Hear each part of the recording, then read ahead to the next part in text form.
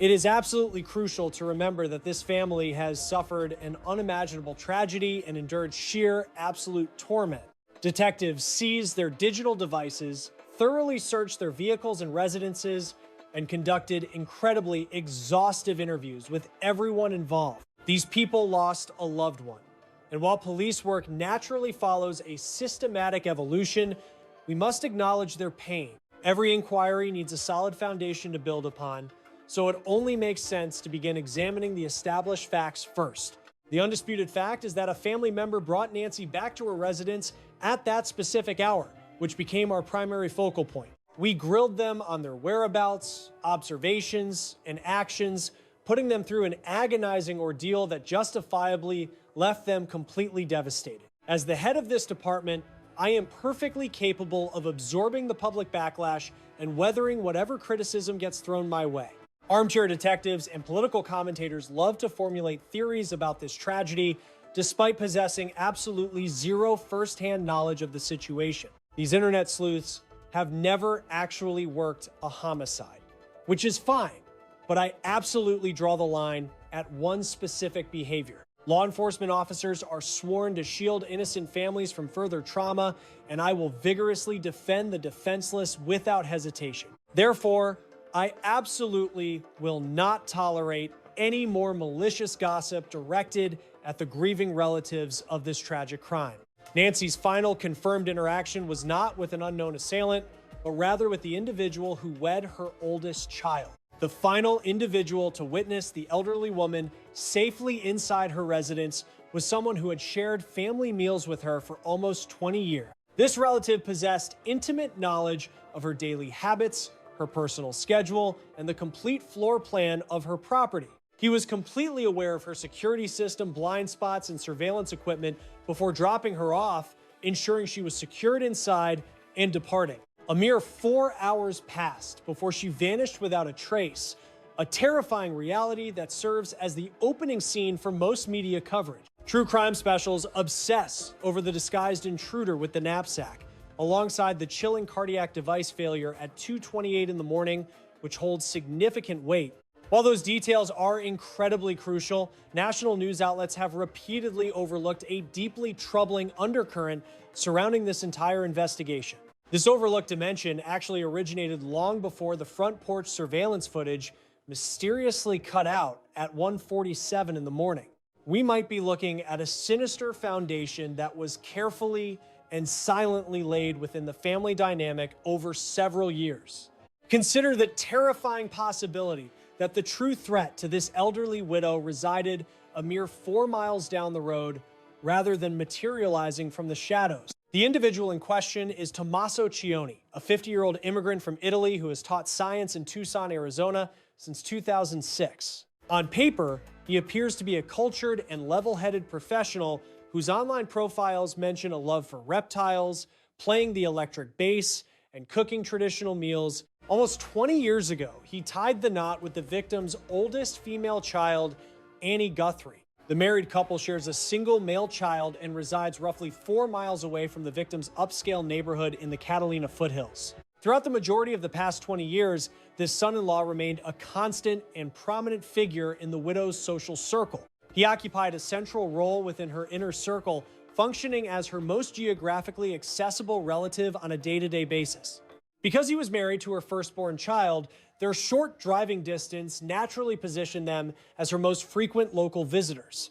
Whenever the elderly woman required transportation but felt uncomfortable behind the wheel, she would either hail a rideshare service or reach out to her relatives. Holiday gatherings and routine weekend meals were frequently hosted at the residence belonging to her daughter and son-in-law. During the evening of January 31st, 2026, the widow utilized a ride share to attend a family meal, arriving at 5:32 before vanishing forever. After enjoying a quiet evening alongside her loved ones, her daughter's husband escorted her back to her house at 9:48 that night. He escorted her to the entryway, waited until the garage fully shut at 9:50 that evening, and departed. Which brings us to a crucial profile of the victim. Grasping the true nature of this terrifying mystery requires a deep understanding of the widow's unique personality and lifestyle. The 84-year-old victim suffered from significant physical frailty, restricting her movement and forcing her to depend heavily on a strict prescription regimen. Sheriff Chris Nanos explicitly mentioned during a press conference that she lacked the stamina to traverse even 50 yards without some form of physical support.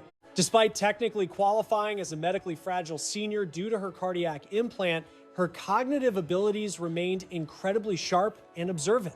She exhibited absolutely zero signs of mental decline or memory loss that a perpetrator might exploit to justify bizarre bank transfers or erratic behavior. For over 50 years, she maintained an entirely independent lifestyle at her gorgeous property nestled deep within the Catalina foothills. Following her husband's tragic death during a 1988 Mexican excavation trip, she expertly handled all of her own personal and legal matters. Throughout the past 35 years, this resilient widow maintained absolute control over every single aspect of her existence. She flawlessly orchestrated her banking, real estate, and daily routines while dedicating massive amounts of her free time to a deeply rooted religious congregation. Everyone who truly cared about her agreed that she was an incredibly decisive person who always relied heavily on her own gut feelings. Nobody ever had to hold her hand or run her life for her. Because of this, any individual trying to sneak in and actively pull the strings behind the scenes, grabbing hold of her money or daily business, would have caught her attention immediately. She spent 35 years managing her own property completely independently without leaning on anyone. She clearly understood her baseline reality. Any strange deviations would have set off massive alarm bells in her head. Should she have spotted that manipulation and chosen to confront the exact wrong individual about what they were secretly doing behind her back, speaking up might easily turn into the deadliest possible mistake for a senior citizen in her specific shoes. This entire analysis is built squarely around that terrifying reality. We are absolutely not talking about a disoriented, submissive victim who is completely blind to her surroundings. We are looking at a brilliant, self-reliant, and highly guarded individual who, during her twilight years, likely stumbled right into a hazardous trap that criminal profilers consider nearly invisible to onlookers and almost impossible to break free from once trapped. Our focus will now shift to 5 separate evidentiary clues. A single one of these points is enough to raise massive red flags. When combined, they paint a deeply disturbing picture that detectives, psychological profilers, and financial auditors know all too well. Let us dive in. Taking monetary advantage of seniors remains a massive yet heavily concealed criminal epidemic across the country. Research from aging advocacy groups suggests that this monetary manipulation drains billions of dollars from older generations annually. Surprisingly, the vast majority of these thieves are never random intruders off the street. The guilty parties are usually blood relatives, grown kids, sons-in-law, or daughters-in-law. These are family members who invested decades building a solid bond, only to subtly weaponize that exact loyalty to dominate their target. This vicious cycle repeats so predictably that monetary fraud investigators and senior protection advocates can map out the entire playbook blindly. Professionals witness this tragedy unfold hundreds of times, and the timeline never really changes at all. Stealing is never step one. Grasping this concept is absolutely vital to the investigation. The initial phase is all about gaining entry. A relative will usually slide into a supportive role first. Giving the senior a quick ride to the local teller is a classic opening move. Mailing off a random utility check becomes common. Tagging along to meetings with the accountant suddenly turns into a regular habit. What starts out as a friendly escort eventually morphs into them steering the conversation entirely and constantly demanding answers. They figure out exactly which banks hold the funds and how much cash sits inside. Meanwhile, the aging victim just feels incredibly thankful for the extra hand. In a society where senior isolation has quietly grown into a devastating crisis of its own, seeing a relative actually drop by, pay attention, and act invested in your health easily translates as deep affection, exactly as it should. Using genuine emotion as a weapon is exactly why this scam operates so flawlessly. The victim grows dependent on the company, and gradually, without any obvious shift, innocent favors mutate into a completely different beast. Casual chats eventually shift toward banking passwords and securing medical proxy rights. Inquiries regarding the inheritance are disguised as logical preparation and deep affection, making absolutely sure everything stays perfectly organized when death finally arrives. Then come the sudden property inquiries, constant digging into retirement checks, and probing into who takes over the estate once the owner passes away and cannot oversee things. A professional fraud investigator who dedicates their entire career to these scams breaks down the timeline like this. Securing a foothold is always phase one. The cash grab never happens right away. Getting comfortable with the books is prioritized. The abuser ensures the senior cannot run their daily budget without them. This manufactured reliance simply looks like profound compassion to clueless bystanders. Whenever the target finally connects the dots, assuming they ever figure it out, the trap has already been permanently sprung. Bank vaults are wide open. Legal documents have permanent signatures on them. The calculated separation from watchful friends and neighbors is in full swing. Let us overlay that exact predatory blueprint onto Tomaso Tioni and his relationship with Nancy Guthrie.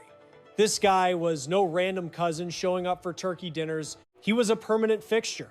His residence sat just 4 miles down the road.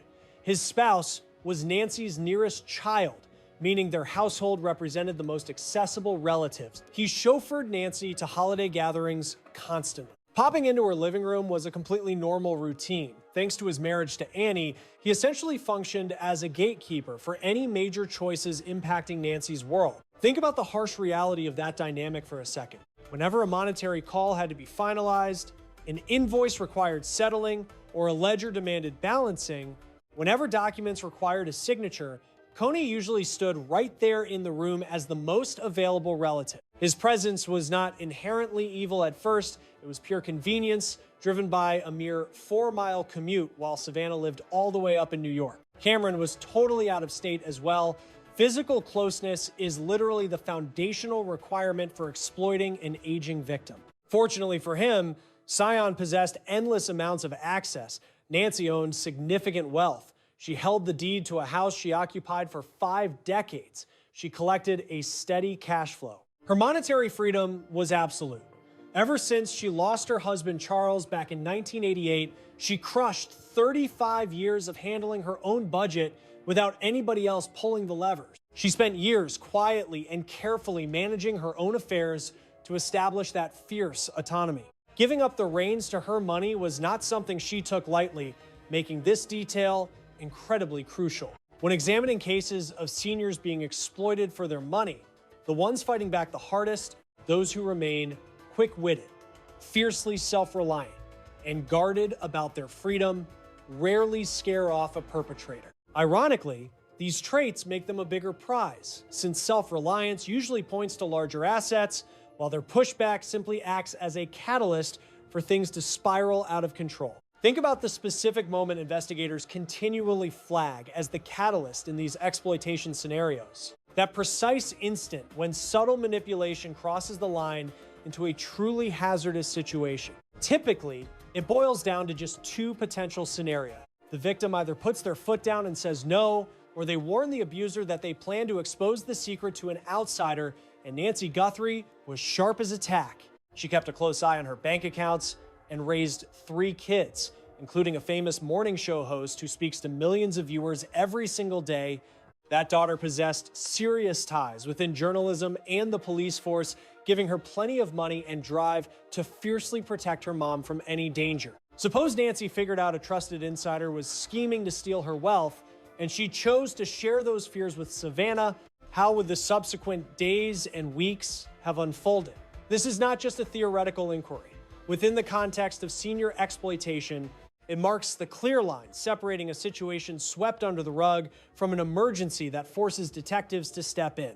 No one is claiming that this sequence of events definitively took place. The real inquiry is if this behavioral template matches the proven details regarding Sion's role, his level of clearance, and the mysterious events leading up to Nancy vanishing. Ultimately, the pieces lock together so perfectly that it warrants a deep and ongoing investigation. However, gaining and keeping monetary power over an aging widow does not happen in a vacuum.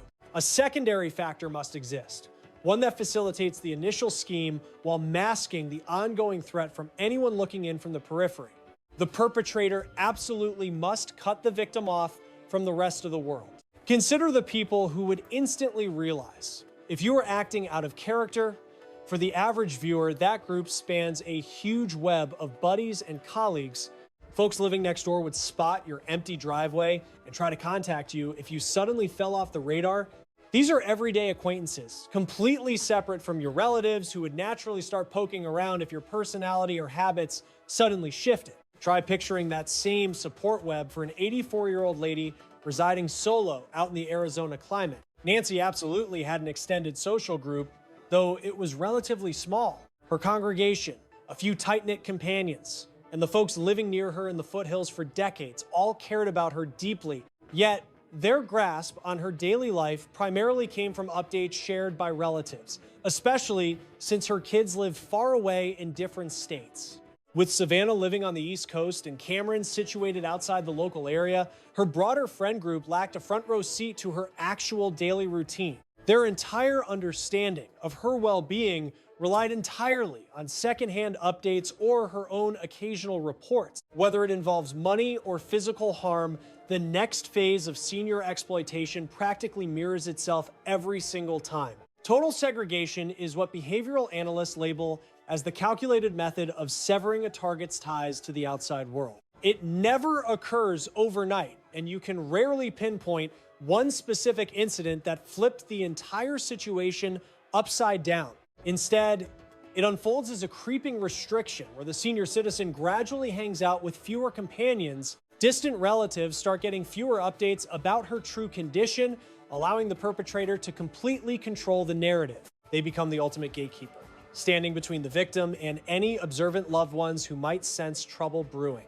Most dangerously, the targeted senior rarely notices this deliberate shrinking of their world, since every canceled plan feels perfectly logical at the time.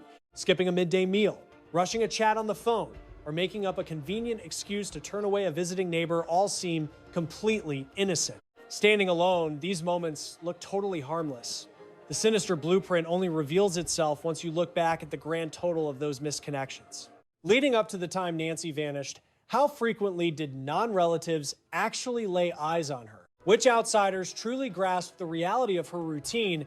And more crucially, who was left completely in the dark? With Savannah hosting a major morning broadcast in Manhattan and her brother Cameron living far away from the desert town, their mom was often alone. Annie remained the closest relative geographically, making her the most consistent fixture in Nancy's everyday world. Yet Tomaso Tioni was the one running the property, taking her out to eat, chauffeuring her around, and deeply weaving himself into her daily habit. Determining his moral character misses the mark entirely, because the real issue lies in the actual setup of the situation. Ultimately, we have to ask who held the keys to the communication pipeline surrounding this vulnerable woman, relying on their sheer closeness and authority to dictate exactly which details reached Savannah and Cameron regarding the genuine day-to-day reality of their mom's routine. They essentially held the ultimate power to screen everything for the rest of the relatives, so let us carefully examine the actual video from the front porch. Right around 1:47 before dawn on February 1st, 2026. The front entrance lens over at Nancy Guthrie's residence suddenly lost its feed. Whoever marched up to that house under the cover of night showed absolutely zero signs of second-guessing themselves. There was no cautious pacing around the yard to analyze the floor plan, nor did they closely inspect the doorway for hidden recording devices just in case. Instead, they strolled straight toward the one piece of tech requiring their immediate attention, the security lens, and promptly disabled the whole thing. Ex-Federal Bureau operative Brianna Fox reviewed the clip, noting that the figure practically casually strolls onto the porch as if he owned the place. He acted neither sneaky nor worried about getting busted, and Fox intentionally highlighted this obvious indifference toward the possibility of facing any legal consequences. Such an overwhelming sense of invincibility usually stems from a single distinct advantage, which is possessing intimate knowledge of the property. You just do not see that kind of confidence from some random trespasser who merely cruised by an address they pulled off an internet search. Over roughly 20 years, Tioni had stepped foot indoors countless times, totally familiarizing himself with both the surveillance angles and every single access doorway. Having memorized the entire floor plan, Detectives are currently struggling to figure out if he utilized this intel personally during the kidnapping or passed it along to accomplices. Yet the most chilling piece of information regarding this entire scenario is right here. Assuming a perpetrator systematically manipulated Nancy into losing touch with folks who could have spotted the warning signs surrounding her situation and provided this isolation tactic dragged on steadily until the 31st of January, leaving a massive gap in time before anybody dropped by to check up on her, then the exact setup for that tragic evening was far from a mere coincidence. These perfect circumstances were likely engineered on purpose throughout a lengthy timeline stretching way before the actual kidnapping ever took place. Let us stop for a moment, because if you happen to be tuning in while thinking about an aging relative, whether a mother, father, or grandparent, or basically any loved one whose daily routine remains somewhat hidden from your view, please pass this recording along to those who desperately require this message. This specific chain of events we are breaking down currently plagues thousands of different households at this very second. Operating almost completely unseen and utterly quiet, distributing our broadcast might genuinely be your most crucial task today, especially since this goes way beyond just Nancy's personal tragedy. It serves as a massive red flag, especially considering that on February 4th, 2026, a mere 3 days post-disappearance, reporter Ashley Banfield shared exclusive podcast intel from a highly trusted police insider. The hidden informant revealed a massive bombshell to the host. Authorities had officially hauled off Annie Guthrie's personal automobile, securing it inside the police lot for forensic processing. Such a revelation completely shifted the general mood surrounding the probe, verifying exactly what countless true crime followers were already guessing. Cops were definitely zeroing in on the relatives, so we need to clearly separate the absolute facts from the rumors by outlining what we actually know for sure. Detectives physically confiscated the ride shared by both Annie Guthrie and Tomaso Tioni shortly after Nancy vanished without a trace. We also confidently know that even after 4 long weeks of digging into the mystery, their automobile remained locked up in police custody. Another undeniable truth emerged the moment journalists grilled the Pima County Sheriff's team specifically about where the ride was being held. The authorities fired back with a strict public relations response, verbatim stating that their only allowable comment was that the sedan remained crucial to the ongoing case. They never claimed the sedan passed inspection cleanly, nor did they suggest giving it back after finding absolutely zero suspicious materials inside. Remaining a vital piece of the puzzle means we truly have to acknowledge the opposing perspective, seeing as the defense is totally valid and warrants our attention. Pima County Sheriff Chris Nanos openly brushed off the impounding as routine protocol, while former Federal Bureau veteran Jennifer Coffindaffer, who previously served on tactical assault squads and currently reviews the files on television, presented a genuinely compelling point. The ex-agent pointed out how cops never bothered securing a judge's signature for the property sweeps at Annie and Sion's place, relying entirely on permission instead. Coffindaffer backed this up by explaining that if detectives truly possessed hard evidence tying the couple to the crime, depending on voluntary access would be incredibly foolish. Snagging a court order would be mandatory, with Coffindaffer firmly declaring that she would skip the polite requests entirely if her squad had legitimate grounds for a raid. Her logic holds serious weight in the detective world, especially since relying on goodwill sweeps heavily implies the task force lacked the smoking gun needed to slap cuffs on somebody right then. However, the seasoned expert dropped another massive theory that completely flips our understanding of why that particular automobile matters so much. The analyst floated the idea that deputies kept the car parked in lockup for reasons entirely unrelated to Annie or Sion physically snatching Nancy off the street, but rather due to a strong hunch that the perpetrators secretly monitored the elderly victim starting directly from the couple's driveway. Just let the sheer gravity of that hypothesis sink into your brain for a second.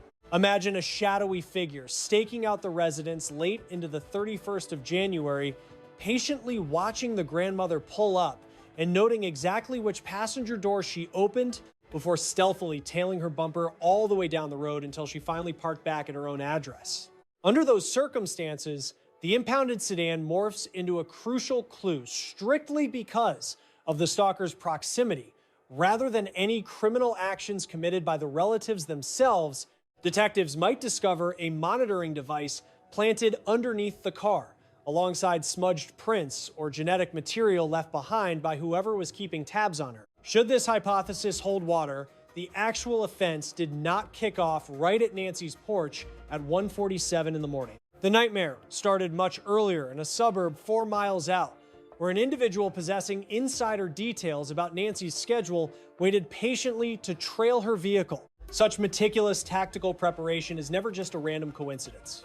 This indicates the perpetrator possessed exact knowledge regarding Nancy's whereabouts that specific night. The culprit understood her schedule intimately, realizing she attended that meal, secured a ride back, and would spend the remainder of the evening completely isolated. Authorities are still treating the car as a crucial piece of the puzzle, a detail that remains incredibly significant considering the probe has dragged on for over 5 weeks without a suspect in custody. That detail points the way forward, drawing heavily upon the forensic discipline known as psychological profiling.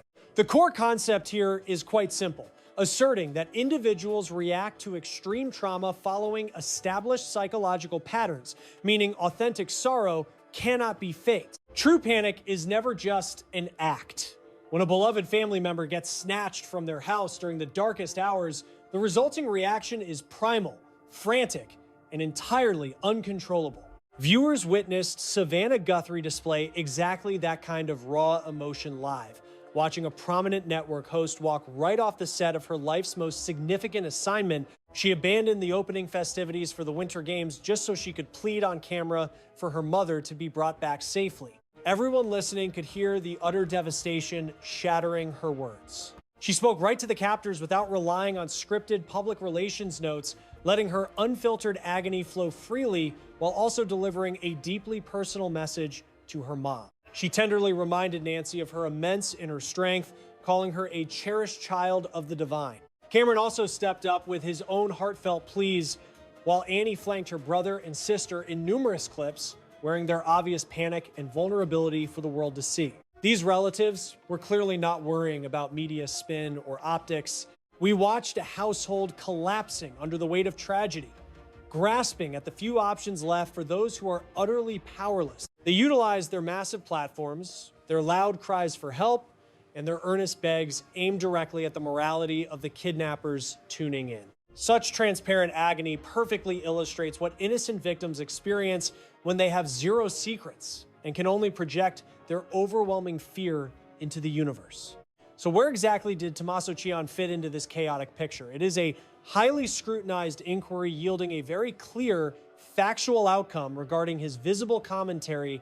His track record of television interviews and formal press conferences has been practically non-existent. Furthermore, his public involvement with the grieving relatives during the months after the kidnapping has been virtually zero, a bizarre reality for a guy whose wife's mother was ripped from her residence. This was an 84-year-old lady whom he chauffeured back to her house on the very evening she vanished without a trace. He spent roughly 20 years preparing meals for her and celebrating festive seasons together, yet he remained hidden while her own child shattered emotionally on national broadcasts. Throughout this entire ordeal, his lack of vocal support has been deafening, a point that requires some serious reflection. Savannah relentlessly uploaded clips to her social media profile, utilizing her massive audience of 1.6 million fans to speak straight to the abductor. "We got your communication and we hear you loud and clear," she stated during one specific broadcast. Straining to keep her profound panic in check,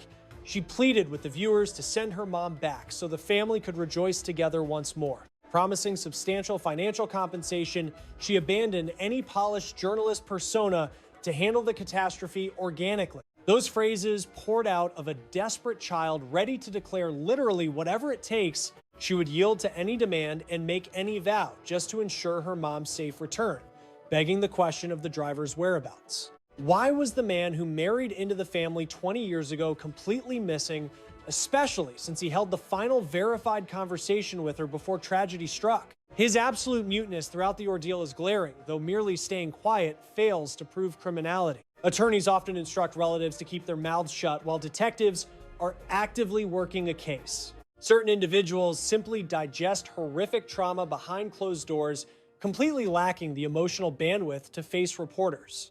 We must validate those incredibly fair and reasonable explanations for avoiding the press. Those psychological profilers never judge muteness within a vacuum. They look closely at the behavioral trends, framing that distinct lack of communication. Surrounding Tion's refusal to speak, a pile of verified evidence has built up, creating a scenario that detectives simply cannot overlook, especially regarding the events of Day 7. On February 7th, 2026, local authorities executed a property sweep at the residence belonging to Annie and Chion. Officers showed up and lingered for roughly 2.5 hours with bright strobe lights shining through the glass as crime scene techs methodically documented the house. An ex-agent for the Central Intelligence Agency and the Federal Bureau of Investigation had been openly breaking down the facts of the incident. This expert spotted personnel lugging a white container filled with forensic gear, later verifying that an officer had a brown paper sack intended for securing clues. The homeowners voluntarily permitted the sweep, though the police department refuses to reveal if any useful items were actually seized. However, the reality that cops combed through the property of the final individual to spot Nancy breathing right on the 7th day of the probe serves as a concrete fact that profilers definitely weighed when judging Chion's subsequent attitude. Moreover, he kept entirely tight-lipped about the whole thing. Whenever authorities eventually discover a relative's involvement in abusing a senior citizen, either by committing the act themselves or by handing over key details to a hitman, criminal profilers frequently observe a very specific pattern afterward, which is termed calculated mourning. This manifests as feigned worry from a safe vantage point, offering just a bare minimum of visibility to dodge early scrutiny, showing their face occasionally, dropping a vague comment or two, attending relative get-togethers to later claim everything was perfectly fine, all while strictly monitoring the narrative so the police never glean any real clues. Calculated mourning offers enough cover to deflect blame, yet it completely fails to hide the glaring behavioral gap we see with Sion. His total lack of media presence, completely contradicting his in-laws' agonizing and televised heartbreak, is hardly mere speculation. Anybody tracking this investigation can easily see the glaring reality of the situation, regardless of whether it points to outright culpability, a lawyer's advice, a stoic personality, or another hidden motive we simply do not know yet. The police and the justice system will ultimately figure that out, but let me reiterate one absolutely undeniable point. An innocent guy who is terrified for his kidnapped, aging mother-in-law simply refuses to stay mute for weeks on end. He screams from the rooftops and attends every single media briefing. He begs the public for help and stands firmly right by his spouse's side during every interview, since absolutely nothing could stop a truly blameless, utterly panicked relative from doing everything humanly possible to bring her home. True innocence shines through clearly during a tragedy, and it always plays out right in the spotlight. Kone went a totally opposite route, leaving everyone wondering exactly why he did that. Assuming you are still watching this breakdown, which you probably are since our viewers never bail early, type out the phrase, "I am still here," down below, so we know you are ready for the most crucial detail of this entire case. We need to unpack the reality of that 41-minute time frame, seeing as the tactical execution of this kidnapping paints a picture of a carefully orchestrated hit rather than some random heat-of-the-moment break-in. The perpetrator absolutely needed inside intelligence to pull this off. Furthermore, the sheer scale of that insider information remains the biggest, most overlooked clue in the whole hunt. Right at 1:47 in the morning, the porch lens blacked out, and it definitely was not some lost wanderer tripping over a wire. The intruder marched directly toward that exact location with total intention, aiming to blind the single security device capable of catching their face, executing this move before attempting anything else. Taking out that lens was step number one, proving they knew it was there. But how do you magically guess the right angle of approach? How could a stranger pinpoint its exact placement or map out its blind spots so perfectly? The only way to disable it that cleanly is if you had personally hung around that yard during the daytime, maybe grabbing dinner on a regular weekday, secretly soaking up the layout while nobody else suspected a thing.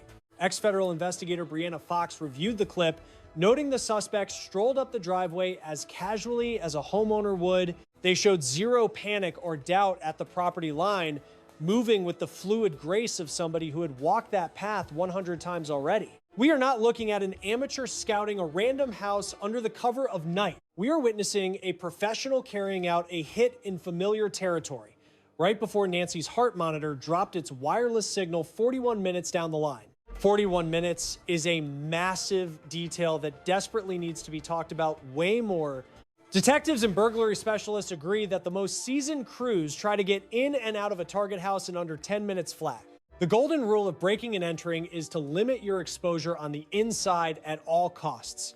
Lingering around drastically spikes your odds of bumping into someone, making a loud noise, or getting caught red-handed. Time is the ultimate enemy in these situations, which is why real pros strike like lightning and vanish even quicker. Yet the phantom wandering through Nancy Guthrie's living room clearly felt absolutely zero sense of urgency. They lingered for 41 minutes, stretching over 4 times the standard heist window inside the residence of an 84-year-old lady, showing total calmness. The suspect moved methodically and looked completely relaxed on camera, proving they were not sweating the clock at all. That arrogant swagger comes from knowing deep down in your bones that the cops are not on their way. Just imagine the kind of insider intel you would need to feel that secure at a crime scene. Whoever did this had to be absolutely certain that no late-night nurses or maids were scheduled to drop by or check in on her. It required complete confidence that relatives wouldn't randomly swing by the property that night looking for left-behind keys, worrying about her health, or pulling off a surprise visit. The perpetrator had to understand that alarm bells wouldn't ring until the next day, right when her congregation noticed she was missing from morning worship. They needed intimate familiarity with her day-to-day routine.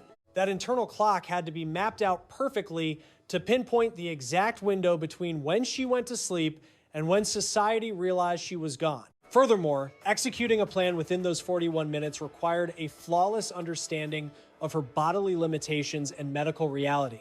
Since escaping or putting up a physical struggle was completely out of the question for her, and she lacked the ability to quickly dial out for a rescue, the attacker absolutely banked on those facts prior to even approaching the resident. You cannot just search these kinds of intimate facts online, nor can you learn them by parking a car across the street for a couple of hours. To possess such profound insight into an older woman's daily habits, medical weaknesses, and friendship circles takes serious inside access. Understanding the exact layout of her vulnerability only happens after spending countless seasons woven into the fabric of her life, sharing meals, giving her rides, and just lingering in the background. Those long periods of blending in allowed the suspect to gather crucial details right under everyone's noses without raising a single red flag. At this point in the narrative, we have to introduce another individual, and discussing him means we must tread with extreme caution and exactness,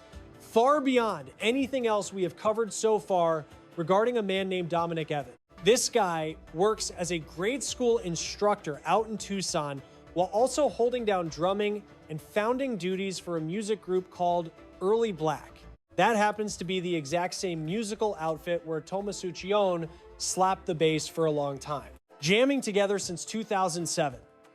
These guys built a deep friendship that goes back almost 20 years prior to the vanishing of Nancy Guthrie. The internet turned its blazing spotlight on him the moment federal agents dropped porch camera clips of a disguised person creeping around the property. Armchair detectives immediately started blasting out photo collages comparing his facial features, desperately trying to connect the dots to the intruder by pointing out matching body types, eye shapes, and supposedly identical ink on his arm.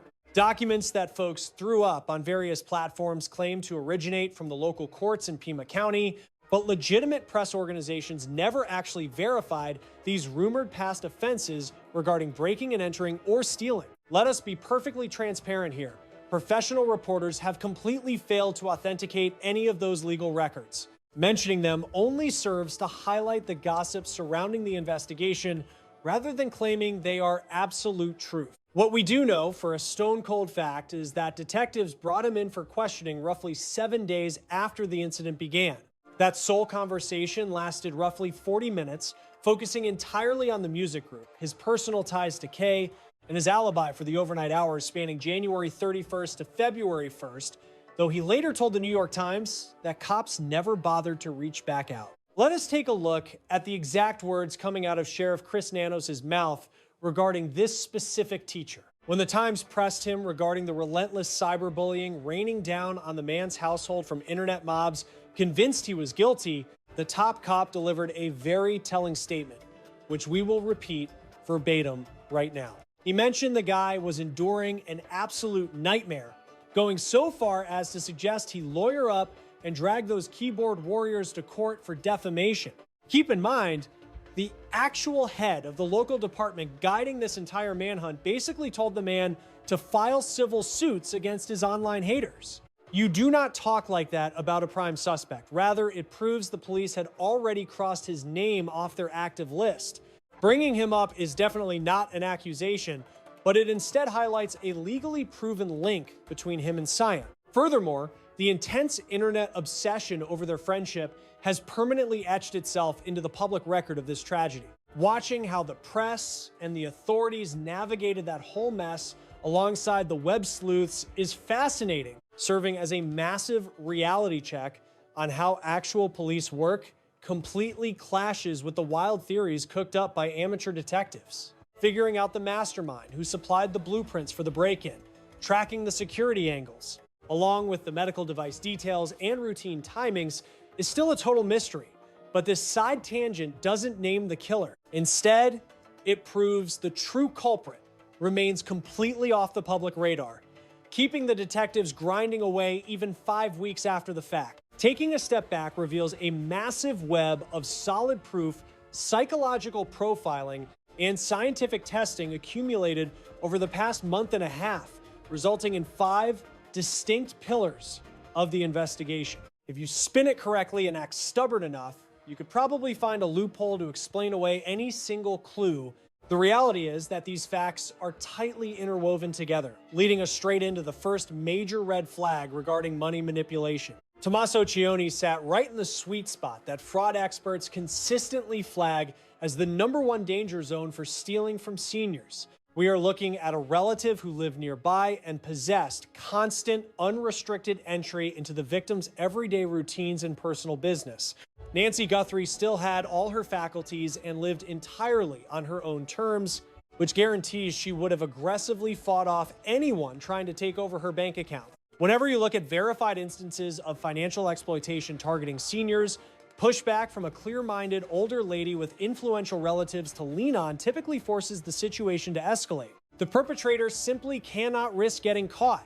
So the moment discovery turns into an actual threat, the entire dynamic shifts dramatically, which is a pattern the detectives working this file understand perfectly well. This brings us to exhibit number 2, the isolation tactic. Phase 2 of exploiting older adults for money inevitably involves deliberately cutting off their ties to the outside world. It happens through a gradual shrinking of the social circle that could potentially spot red flags, ask questions, or step in to help. Due to his specific role within the household dynamics, Cohn was perfectly positioned to control what people knew about Nancy. His proximity, familial tie, and everyday presence made him the ultimate gatekeeper of her life. Then there is the sheer tactical brilliance of the kidnapping itself, heavily relying on knowing exactly where the security lens is pointed, memorizing her daily routine, and utilizing a 41-minute gap of total confidence where that kind of undisturbed entry demonstrates a profound understanding of her habits, which you only get by intentionally studying someone's private world for an extended period. Now we arrive at the third major clue, which centers entirely on the automobile. Authorities impounded the car belonging to Annie and Tion right after Nancy vanished, and they still have not given it back even after running tests for over a month. If you read the formal press release issued by the regional sheriff's office, stating that the automobile is still an active piece of the puzzle proves the police have definitely not ruled it out. Detectives might suspect the ride holds hidden GPS tracking data from a stalking phase, or perhaps forensic traces linking it to an outside accomplice who utilized it for a stakeout. Keeping it locked up in the lot for over 5 weeks paints a very specific picture of exactly where the cops are focusing their absolute heaviest scrutiny. This brings us to the fourth critical point, which is the deafening lack of communication. Any blameless individual dealing with the brutal kidnapping of his aging mother-in-law, who has to watch his spouse fall apart on nationwide broadcast news while relatives put up a $1 million reward, should be screaming from the rooftops rather than completely shutting down. You would expect them to stay front and center, shouting into every microphone they can find, simply because staying in the spotlight is the absolute best way to help. What Tioni actually did out in the open during those weeks after Nancy went missing is completely verifiable by anyone willing to look. The jarring difference between his absolute quiet and the agonizing, televised heartbreak of his extended family is not just an opinion. It is an undeniable reality.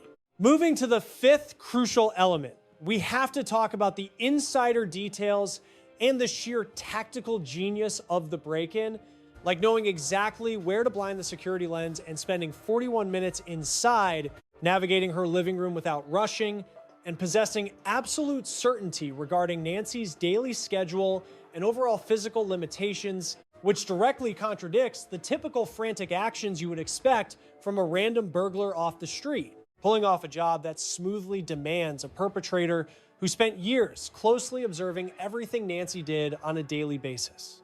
Authorities have not released the identity of the informant to the press yet, but everyone is still wondering who held the deep background knowledge necessary to pull this off. We are looking at 5 separate paths of inquiry that all intersect at one specific household bond, relying on long-term proximity and an incredible level of blind faith. You might be able to explain away each point on its own, but combined, they form an unshakable profile that seasoned detectives know is never just a fluke. This creates the fundamental blueprint for a motive, especially when dealing with an offense executed with such extreme calculation, cold planning, and deeply personal touches, leading law enforcement to naturally assume the culprit is tightly embedded within the victim's inner circle. Let us be absolutely clear about the legal facts on the books right now, which confirm that Tomaso is not currently facing any formal indictments.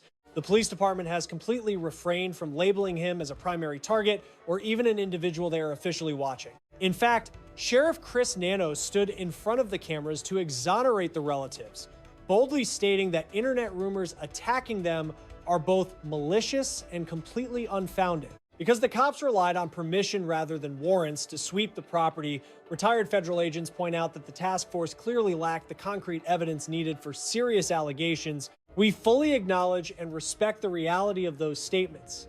Yet this manhunt has dragged on for over 5 weeks without a single cuff being slapped on anyone, 0 verified glimpses of her, and absolutely no proof she is still breathing. And with a primary automobile rotting in a police compound, the dark cloud hovering over Tioni refuses to blow over. Instead, the suspicions have only grown significantly darker. And asking the tough questions, backed by a massive mountain of verified paperwork and hard facts, while being radically open about the details, is definitely not meant to torture a grieving household. It serves as the absolute last piece of justice we can offer Nancy. An 84-year-old grandmother has vanished into thin air after dedicating over 50 years to establishing her roots out in the Tucson heat. She was incredibly devoted to her church family and single-handedly raised 3 children following the tragic early death of her spouse. She forged a fiercely self-reliant lifestyle against all odds simply because she valued her absolute freedom above everything else. Everyone who genuinely cared for her agrees that she was a completely one-of-a-kind soul, yet Nancy Guthrie remains completely unaccounted for today. Detectives have not locked anyone up. Investigators refuse to point fingers at a specific culprit, and we still lack any concrete sign that she survived the ordeal. Relatives have put up a $1 million reward for any clues that bring her back home safely. On top of that, the FBI is pitching in another $200,000. Yet the biggest mystery at the heart of this entire investigation, the focal point where all the clues ultimately intersect, the riddle that crime scene analysis, psychological profiling, and the exact sequence of events keep highlighting, is not about the identity of the person walking up to her porch at 1:47 in the morning, The real question is who actually sent them there. By the way, where are you tuning in from right now? Go ahead and drop your hometown, your state, or your nation down in the comments section. This mystery has captivated people across the globe, so we are eager to see just how far this community stretches as we track the story of NY. Let us know your exact location. Up next in our coverage, we are diving deep into the actual extortion letters. We will cover the $6 million crypto ultimatum, along with those two specific cutoffs that expired without a single dime being transferred, what handwriting experts and linguistic profilers have discovered about whoever drafted those messages, and what cyber specialists believe the complicated digital payment setup shows regarding their sophisticated preparation and precisely when they started plotting this crime. Honestly, that upcoming upload could be the most crucial piece of content we have ever put together regarding this situation. Hit that subscribe button right now and turn on those alerts so you are notified the second it goes live. I also want to give a massive shout out to our loyal audience, especially those of you who have stuck around for every single installment of this journey. Whether you have been passing these clips around to your friends or dropping brilliant insights and genuine sleuthing questions down below, you are the reason this platform thrives, and your dedication is exactly why we push ourselves to deliver such top-tier reporting. For anyone wanting to dive even further into mysteries just like this one, or looking to get a sneak peek at our fresh deep dives, along with bonus theories that never air on the public feed, and a chance to actually help decide what we cover next, you should definitely check out our channel memberships. Come be a part of the inner circle that funds our research and ensures these critical missing persons reports remain front and center in the media. You can find the sign up link right down in the description box, and every single tier goes straight toward financing the very documentary style videos you are currently enjoying. Nancy Guthrie is owed the truth. Her loved ones absolutely need closure. And until we uncover those facts, we are refusing to let this tragedy fade into obscurity, and we will never stop fighting. I wanted to ask about your recent statement formally ruling out the victims' children and their partners as suspects. Could you share what specific evidence prompted that decision and exactly how early in the process they were eliminated? While I cannot provide the precise timeline of when we ruled them out, I want to state unequivocally that these individuals are completely innocent. Former federal agents reviewing the footage noted the suspect moved like someone who owned the property, showing complete indifference to getting caught. That level of confidence does not come from an internet search or a drive-by scouting trip. It comes from years of intimate access. Fraud investigators have documented this exact pattern hundreds of times. A nearby relative builds trust, gains financial access, then isolates the victim from outside observers. The perpetrator must know the victim's schedule, her physical limitations, her security blind spots, and exactly when no one else will check on her. Asterisk, asterisk. The lesson here is chilling. The most dangerous threat to a vulnerable senior is rarely a stranger. It is the trusted insider who holds the keys to their daily world. Asterisk, asterisk. Tioni was cleared by authorities on February 18th after DNA testing, cellular ping confirmation, and a voluntary 3-hour search of his residence. But his complete public silence while his wife's family shattered on national television remains a glaring behavioral anomaly that profilers cannot ignore. The family's car was impounded shortly after the disappearance and remained in police custody for over 5 weeks, still listed as crucial evidence. Investigators also searched the couple's home on day 7 of the probe, removing items in brown paper, evidence bags, and a white forensic container. 5 pillars of evidence converge on a single dynamic: proximity, financial access, isolation tactics, insider knowledge, and deafening public silence. If someone you love is an elderly person living alone, ask yourself, who controls the information flow surrounding their daily life and financial decisions? The next episode will cover the $6 million cryptocurrency ransom demand, the 2 expired deadlines, and what handwriting experts found. If you have any information about this case, call 1-800-CALL-FBI. The reward stands at over $1.2 million for Nancy's safe return. Subscribe now and turn on alerts so you do not miss the ransom letter breakdown the moment it goes live. Nancy Guthrie was 84 years old, fiercely independent, and sharp enough to manage 50 years of finances entirely on her own. She raised 3 children alone after her husband died in 1988, and she never needed anyone to run her life for her. Yet on the night of the 31st of January, 2026, the last person to see her safely inside her home was her son-in-law, Tomaso Tioni. 4 hours later, a disguised intruder appeared on her porch camera and moved through her home for 41 uninterrupted minutes. The perpetrator walked straight to the security camera and disabled it first, with zero hesitation, as if they had done it 100 times before.